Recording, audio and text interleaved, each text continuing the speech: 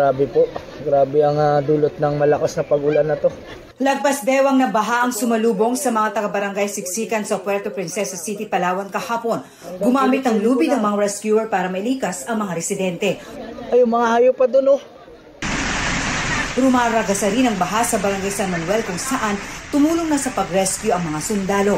Sa Barangay San Jose, bitbit ng mga residente ang mga isinalbang gamit.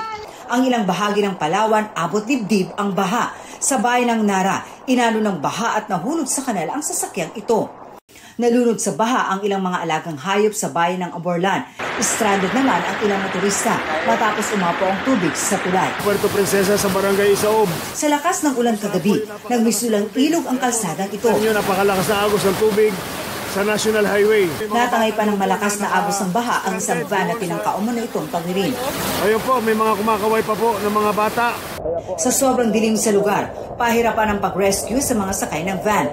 Kabilang sa mga nasagip ang isang bata. Ayan po yung baby, dala-dala niya pang rescuers.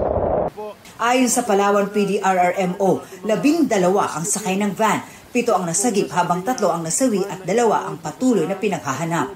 Ngayong araw, nagpatuloy ang paglikas sa mga residente. Kasabay na inilikas ang mga alagang hayop. Magdamag ding umulan sa lalawigan ng Sorsogon. Kaya umapaw ang spillway sa Barangay Tarumatas sa bayan ng Bulan na pansamantalang hindi madadaanan ng mga sasakyan. Sa lakas ng agos ng tubig, nasira ang dulo ng footbridge na ito. Lubog din sa baha ang ilang bayan sa Eastern Samar. Aabot sa 15 barangay ang binaha at nasa 900 pamilya ang apektado. Nakaranas din ng malawakang baha ang ilang lugar sa Northern Samar. Dahil sa patuloy na pag-ulan, itinaas na ng OCD-8 sa Blue Alert ang Eastern Visayas. Walang naitalang nasugatan sa mga pagbaha. Din namin, lagi po naming sinasabi tuwing may mga ganito po tayong mga na-experience na weather systems na kung maaari po ay makinig po tayo sa mga paalala ng mga local authorities po natin, lalo na po kung kailangan natin na mag-preemptive evacuation. Sa South Cotabato, nasira ang bahagi ng kalsada sa lungsod ng Tibuli dahil sa naging pag-ulan sa lugar.